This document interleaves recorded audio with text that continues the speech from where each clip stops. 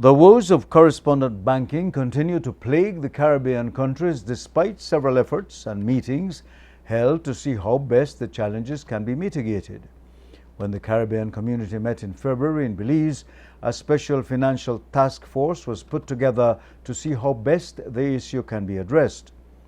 5 months later, the community met again in Georgetown, Guyana, with the issue of correspondent banking being tabled again. Foreign Minister Wilfred Elrington attended those recent meetings. He spoke to Love News on the discussions. Progress has not been spectacular, but we have been trying. It's a very difficult situation because what is really needed is for a change in the laws in the United States. And to do that, you have to have the United States Congress get involved. But you know, the Congress has been deadlocked on most things. We took the decision to try to see whether we can do more political work, get our citizens abroad, the diaspora, which is so important, to intervene with the Congress people in the United States to see whether we can get them to move on it. It's going to be a difficult thing to do, especially given the election season, but we can't give up. We have got to be persistent. Eyes from all around the world are looking at how the de-risking movement by the American banks is affecting businesses globally. Just yesterday, the Reuters news agency did a news piece on the correspondent banking with a focus on Belize. Here is that news package. The aftershocks of the 2008 financial crisis still being felt far from Wall Street in the Caribbean, where tighter controls and aversion to risk have left nations such as Belize essentially cut off from the international banking system. Yagana Torbati traveled to Belize and saw firsthand the effects of the trend known as debanking or de-risking. I went down to Belize City. I interviewed different Belizean business owners. And Belize is really ground zero for this trend. Only 2 Belize banks maintain any relationships with U.S. banks. The businesses that I spoke to, you know, it used to take them moments to clear transactions and to pay their suppliers in the U.S. or abroad. And now they really have to set aside weeks. U.S. banks like Bank of America, Citibank, and Wells Fargo have been pulling out of the Caribbean altogether. There's been a greater focus among regulators, among U.S. banks and European banks on getting rid of any business that is seen as even slightly risky. The Caribbean countries, because they're small, they don't have much of a manufacturing base, they depend disproportionately on trade. So losing those banking links can be really harmful to their economies. The Caribbean officials that we've spoken to say that it really raises the possibility that their economies could really go belly up and their societies could be destabilized. Regulators enforce the tough new banking rules, but they also discourage de-risking. Regulators say that they don't encourage de-risking, they don't want to be seeing it, but those remittance services are used by the world's poorest people to send funds back and forth, and they often keep entire families out of poverty with their wages. And so that raises real concerns among the World Bank and other international organizations that the global goal of financial inclusion is really being hampered by this trend. The Fiscal Times online publication penned a similar article dated July 12, 2016. The lengthy article speaks of the challenges being faced by investors to Belize and Belizeans living abroad who send monies to Belize regularly. It reads in part, and we quote, "This so-called de-risking or debanking, in which banks pull out of certain lines of business and even parts of the world, has intensified. Enhanced scrutiny on financial fraud and new regulations to stem money laundering and terror finance are all at play. Yet the de-risking movement has triggered a collision of interests.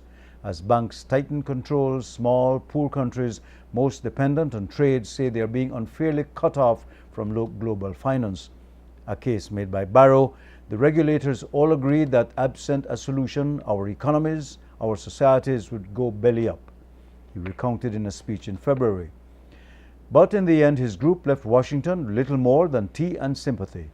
Just 2 banks in Belize maintain correspondent banking relationships with U.S. banks, Atlantic Bank and Scotiabank, each of which have international affiliations.